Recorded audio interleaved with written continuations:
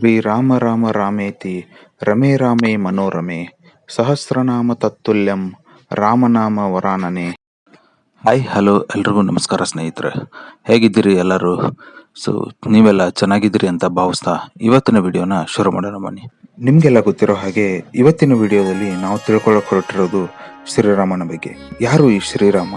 ಶ್ರೀರಾಮನಿಗೂ ಆಮೇಲೆ ಅಯೋಧ್ಯೆಗೂ ಇರೋ ಸಂಬಂಧವೇನು, ಹಾಗೆ ಸರಯೂ ನದಿಗೂ ಶ್ರೀರಾಮನಿಗೂ ಇರುವ ಸಂಬಂಧವೇನು, ಎಲ್ಲ ಇತಿಹಾಸವನ್ನು ಇವತ್ತಿನ ವಿಡಿಯೋದಲ್ಲಿ ತಿಳ್ಕೊಳ್ಳೋಣ ಬನ್ನಿ. ಶ್ರೀರಾಮ ವಿಷ್ಣುವಿನ ಅವತಾರ. ಅವನ ವಾಸಸ್ಥಳ ವೈಕುಂಠ, ಹಾಗೆ ಶ್ರೀರಾಮನ ವಾಸಸ್ಥಳ ಅಯೋಧ್ಯೆ. ಶ್ರೀರಾಮಚಂದ್ರ ಕ್ರಿಸ್ತಪೂರ್ವ 5114 ಜನವರಿ 10ರಂದು ಅಯೋಧ್ಯೆಯ ರಾಜನಾಗಿದ್ದ. ದಶರಥ ಹಾಗೂ ಕೌಸಲ್ಯೆಯ ಹಿರಿಯ ಸುಪುತ್ರ. ಶ್ರೀರಾಮ ಹಾಗೂ ಸೀತಾದೇವಿಗೆ ಇಬ್ಬರು ಮಕ್ಕಳು, ಅವರೇ ಲವ ಮತ್ತು ಕುಶ. ರಾಮನ ಜೀವನ ಚರಿತ್ರೆಯನ್ನು ತಿಳಿಸುವ ಮಹಾಕಾವ್ಯವೇ ರಾಮಾಯಣ. ವಿಷ್ಣು ರಾಮನ ಅವತಾರ ತಾಳಲು ಕಾರಣವೇನು? ಬನ್ನಿ ಸ್ನೇಹಿತರೆ, ಅದ್ರ ಬಗ್ಗೆ ತಿಳ್ಕೊಳ್ಳೋಣ. ಶ್ರೀರಾಮ ಭಗವಾನ್ ವಿಷ್ಣುವಿನ 7ನೇ ಅವತಾರವೆಂದು ಹೇಳಲಾಗುತ್ತದೆ. ರಾಮನ ಅವತಾರವು 3 ಮಹತ್ವದ ಕಾರಣಗಳಿಂದಾಗಿ ಹುಟ್ಟಿಕೊಂಡಿತು. ಮೊದಲನೆಯ ಕಾರಣವೆಂದರೆ ಶ್ರದ್ಧಾಭಕ್ತಿಯುಳ್ಳ ಋಷಿಯಾದ ನಾರದ ಮುನಿಯ ಶಾಪ. ನಾರದ ಮುನಿಯ ಶಾಪವು ಭೂಮಿಯ ಮೇಲೆ ಶ್ರೀರಾಮನ ಜನನಕ್ಕೆ ಕಾರಣವಾಯಿತು. ಎರಡನೆಯ ಕಾರಣವೆಂದರೆ ವೈಕುಂಠದಲ್ಲಿ ಭಗವಾನ್ ವಿಷ್ಣುವಿನ ದ್ವಾರಪಾಲಕರಾದ ಜಯ ಮತ್ತು ವಿಜಯ ಅವರ ಕತೆ. ಅದೇನೆಂದರೆ, ಈ ಇಬ್ಬರು ಅಣ್ಣ ತಮ್ಮಂದಿರಿಗೆ ಭೂಮಿಯ ಮೇಲೆ ಜನಿಸುವ ಶಾಪ ನೀಡಲಾಗುತ್ತದೆ. ಋಷಿಗಳ ಶಾಪವನ್ನು ಮನ್ನಿಸುವಂತೆ ಜಯ ಹಾಗೂ ವಿಜಯ ವಿಷ್ಣುವನ್ನು ಕೇಳಿದಾಗ ಶಾಪವನ್ನು ಮನ್ನಿಸಲು ಸಾಧ್ಯವಾಗುವುದಿಲ್ಲ, ಆದರೆ 2 ಆಯ್ಕೆಗಳನ್ನು ನೀಡಬಹುದು ಎನ್ನುತ್ತಾನೆ.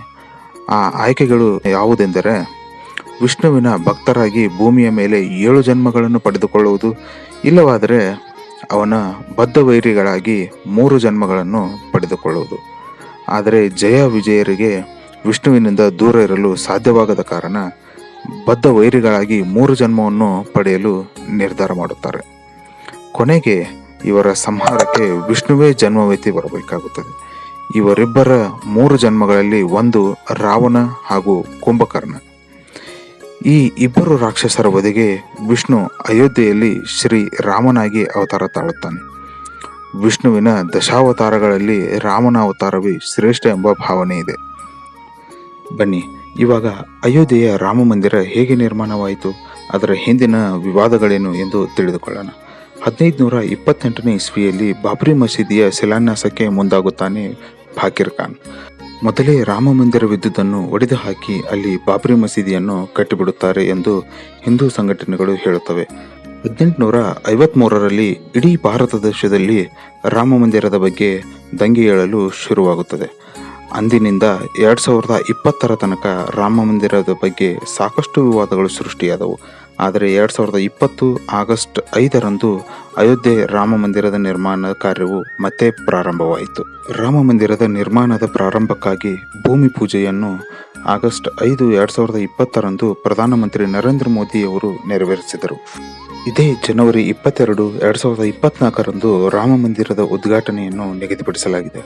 ಅದಕ್ಕಾಗಿ ದೇಶದ ಎಲ್ಲ ಜನರಿಗೂ ಆಹ್ವಾನ ಪತ್ರವನ್ನು ಮನೆ ಮನೆಗೆ ತಲುಪಿಸಲಾಗಿದೆ. ಈ ರಾಮ ಮಂದಿರದ ಮೂಲ ವಿನ್ಯಾಸವನ್ನು 1988ರಲ್ಲಿ ಅಹಮದಾಬಾದ್ನ ಸೋಂಪೂರ್ ಕುಟುಂಬದವರು ರೂಪಿಸಿದ್ದಾರೆ. ದೇವಾಲಯದ ಮುಖ್ಯ ವಾಸ್ತುಶಿಲ್ಪಿ ಚಂದ್ರಕಾಂತ್ ಸೋಂಪೂರ್ ಅವರ ಇಬ್ಬರು ಪುತ್ರರಾದ ನಿಖಿಲ್ ಹಾಗೂ ಆಶಿಷ್ ಸೋಂಪೂರ್ ಅವರು ವಾಸ್ತುಶಿಲ್ಪಿಗಳಾಗಿದ್ದಾರೆ. ದೇವಾಲಯವು 250 ಅಡಿ ಅಗಲ, 380 ಅಡಿ ಉದ್ದ ಹಾಗೂ 161 ಅಡಿ ಎತ್ತರವಿದೆ. ಇದು ವಿಶ್ವದ ಅತಿ ದೊಡ್ಡ 3ನೇ ಹಿಂದೂ ದೇವಾಲಯ. ಇದನ್ನು ನಾಗರ ಶೈಲಿಯಲ್ಲಿ ವಿನ್ಯಾಸಗೊಳಿಸಲಾಗಿದೆ. ಈ ದೇವಾಲಯವನ್ನು ನಿರ್ಮಿಸುವಾಗ 2000 ಧಾರ್ಮಿಕ ಸ್ಥಳಗಳಿಂದ ಮಣ್ಣು ಹಾಗೂ 100 ಪುಣ್ಯ ನದಿಗಳಿಂದ ನೀರನ್ನು ತಂದು ಬಳಸಲಾಗಿದೆ. ದೇವಾಲಯದ ಮುಖ್ಯ ರಚನೆಯನ್ನು 3 ಅಂತಸ್ತಿನ ಎತ್ತರದ ವೇದಿಕೆಯ ಮೇಲೆ ನಿರ್ಮಿಸಲಾಗಿದೆ. ಮೊದಲನೆಯ ಮಹಡಿಯಲ್ಲಿ ರಾಮಲಲ್ಲನ ಪ್ರತಿಷ್ಠಾಪನೆ, ಅಂದರೆ ಬಾಲರಾಮನ ಪ್ರತಿಷ್ಠಾಪನೆ. 2ನೇ ಮಹಡಿಯಲ್ಲಿ ಶ್ರೀರಾಮನ ವಿಗ್ರಹವನ್ನು ಪ್ರತಿಷ್ಠಾಪನೆ ಮಾಡಲಾಗುತ್ತದೆ. ಇಲ್ಲಿ ಶ್ರೀರಾಮನ ವಿಗ್ರಹವನ್ನು ನಮ್ಮ ಕರ್ನಾಟಕದ ಹೆಸರಾಂತ ಶಿಲ್ಪಿ ಯೋಗಿರಾಜ್ ಅರುಣ್ ಅವರು ಕೆತ್ತಿದ್ದಾರೆ. ಹನುಮನ ನಾಡು ಕರ್ನಾಟಕದಿಂದ ಶ್ರೀರಾಮನಿಗೆ ಇದೊಂದು ಮಹತ್ವಪೂರ್ಣ ಸೇವೆ ಎಂದರೆ ತಪ್ಪಾಗಲಾರದು. ಇನ್ನು ಕೊನೆಯ ಮಹಡಿಯಲ್ಲಿ ಮೆಡಿಟೇಷನ್ ಹಾಲ್ ಅನ್ನು ನಿರ್ಮಿಸಲಾಗಿದೆ. ಈ ದೇವಾಲಯದಲ್ಲಿ 221 ಸ್ತಂಭಗಳಿವೆ. ಪ್ರತಿಯೊಂದು ಕಂಬದಲ್ಲೂ 12 ದೇವರುಗಳ ಚಿತ್ರವನ್ನು ಕೆತ್ತಲಾಗಿದೆ. ಹಾಗೆ ಒಂದೇ ಬಾರಿಗೆ 10,000 ಭಕ್ತಾದಿಗಳು ದೇವರ ದರ್ಶನವನ್ನು ಪಡೆಯಬಹುದು. ಈ ದೇವಾಲಯವನ್ನು ಯಾವುದೇ ಇಟ್ಟಿಗೆ, ಸಿಮೆಂಟ್, ಕಬ್ಬಿಣದ ಸಹಾಯದಿಂದ ಕಟ್ಟದೆ ಇದನ್ನು ಬರೀ ಕಲ್ಲಿನಿಂದ ನಿರ್ಮಿಸಲಾಗುತ್ತಿದೆ. ಇಲ್ಲಿ ಭೂಕಂಪದ ತೀವ್ರತೆ ರಿಕ್ಟರ್ ಮಾಪಕದಲ್ಲಿ 8ರಿಂದ 10 ಇದ್ದರೂ ಸಹ ದೇವಾಲಯಕ್ಕೆ ಯಾವುದೇ ಹಾನಿಯಾಗುವ ಸಾಧ್ಯತೆ ಇರುವುದಿಲ್ಲ. ದೀರ್ಘಾಯುಷ್ಯಕ್ಕೆ ಹೆಸರುವಾಸಿಯಾದ ರಾಜಸ್ಥಾನದ ಪಹಾರ್ಪುರದ ಬನ್ಸಿ ಪರ್ವತಗಳಿಂದ ಬಂದ ಕಲ್ಲುಗಳನ್ನು ರಾಮ ಮಂದಿರ ನಿರ್ಮಾಣದಲ್ಲಿ ಬಳಸಲಾಗುತ್ತಿದೆ. ಇನ್ನೂ ಸಾಕಷ್ಟು ಜನ ರಾಮ ಮಂದಿರಕ್ಕಾಗಿ ಸ್ವ ಇಚ್ಛೆಯಿಂದ ಸಾಮಗ್ರಿಗಳನ್ನು ಕೊಟ್ಟಿರುವುದು ವಿಶೇಷ. ಬೆಂಗಳೂರಿನಿಂದ ಒಟ್ಟು 30 ಗಂಟೆಗಳನ್ನು ಕಳುಹಿಸಿಕೊಟ್ಟಿದ್ದಾರೆ. ಆಗಮಶಾಸ್ತ್ರದ ಪ್ರಕಾರ ಎಲ್ಲ ಗಂಟೆಗಳ ರಚನೆಯಾಗಿದೆ. ಒಂದು ಸಲ ಗಂಟೆ ಬಾರಿಸಿದರೆ ಓಂ ನಾದ ಹೊರಬರುತ್ತದೆ. ಬನ್ನಿ ಸ್ನೇಹಿತರೆ, ಅಯೋಧ್ಯೆಯಲ್ಲಿರುವ ಸರಯೂ ನದಿ ಬಗ್ಗೆ ತಿಳ್ಕೊಳ್ಳೋಣ. ಸರಯೂ ನದಿ ಬಂದ್ಬಿಟ್ಟು 18 ಮಹಾನದಿಗಳಲ್ಲಿ ಒಂದು. ಆದರೆ ಈ ನದಿಯು ಶಾಪಗ್ರಸ್ತ ನದಿಯಾಗಿದೆ. ಯಾಕೆ ಇದು ಶಾಪಗ್ರಸ್ತ ನದಿ? ಯಾರು ಈ ನದಿಗೆ ಶಾಪವನ್ನು ಕೊಟ್ಟವರು? ಬನ್ನಿ ಎಲ್ಲನೂ ತಿಳ್ಕೊಳ್ಳೋಣ. ಹಿಂದಿನ ಕಾಲದಲ್ಲಿ ವೇದಗಳನ್ನು ಕದ್ದೊಯ್ದ ಶಂಖಚೂಡ ಎನ್ನುವ ರಾಕ್ಷಸ ಆ ವೇದಗಳನ್ನು ಸಮುದ್ರಕ್ಕೆ ಎಸೆದು ಬಿಡುತ್ತಾನೆ. ಇದನ್ನು ತಿಳಿದ ಮಹಾವಿಷ್ಣು ಮತ್ಸ್ಯ ರೂಪವನ್ನು ತಾಳಿ ಆ ವೇದಗಳನ್ನು ತೆಗೆದುಕೊಂಡು ಬಂದು ಬ್ರಹ್ಮನಿಗೆ ಕೊಡುತ್ತಾನೆ.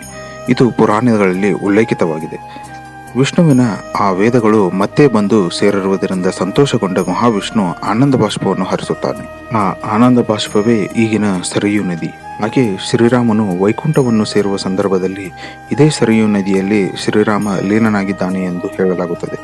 ಇದನ್ನು ಅರಿತ ಶಿವನು ಈ ನದಿಗೆ ಶಾಪವನ್ನು ಕೊಟ್ಟಿರುತ್ತಾನೆ. ಅಂದರೆ ಈ ನದಿಯಲ್ಲಿ ಯಾರು ಸ್ನಾನ ಮಾಡುತ್ತಾರೋ ಅವರ ಪುಣ್ಯಗಳೆಲ್ಲ ನಶಿಸಿ ಹೋಗಿ ಪಾಪಗಳೆಲ್ಲ ವೃದ್ಧಿಯಾಗಲಿ ಎಂದು ಶಾಪ ಕೊಟ್ಟಿರುತ್ತಾನಂತೆ ಪರಶಿವ. ಸಂಕ್ಷಿಪ್ತವಾಗಿ ಹೇಳುವುದಾದರೆ, ರಾಮನ ಜನ್ಮದಿಂದ ಹಿಡಿದು ರಾಮನ ಜೀವಿತಾವಧಿ, ಅಂದರೆ ರಾಮನ ಅವತಾರವನ್ನು ಸಂಪೂರ್ಣಗೊಳಿಸಿ ತನ್ನ ಮೂಲ ನಿವಾಸ ವೈಕುಂಠಕ್ಕೆ ತೆರಳಿದ್ದು ಈ ಸರಯೂ ನದಿಯಲ್ಲಿ ಜಲಸಮಾಧಿಯಾದಾಗ. ಇದು ಅಯೋಧ್ಯೆ ಶ್ರೀರಾಮರ ಇತಿಹಾಸವನ್ನು ಪುಟ್ಟದಾಗಿ ಹೇಳುವ ಒಂದು ಪ್ರಯತ್ನ.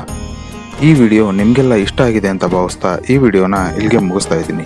ಇಲ್ಲಿವರೆಗೂ ನಮ್ಮ ಚಾನಲ್ನ ಯಾರು ಸಬ್ಸ್ಕ್ರೈಬ್ ಮಾಡಿಲ್ವೋ ದಯವಿಟ್ಟು ಸಬ್ಸ್ಕ್ರೈಬ್ ಮಾಡಿ, ಹಾಗೆ ಸಪೋರ್ಟ್ ಮಾಡಿ ಅಂತ ಹೇಳ್ತಾ ಮತ್ತೆ ಸಿಗೋಣ ನೆಕ್ಸ್ಟ್ ವಿಡಿಯೋದಲ್ಲಿ. ಅಂಟಿಲ್ ದೆನ್ ಟೇಕ್ ಕೇರ್, ಬಾಯ್.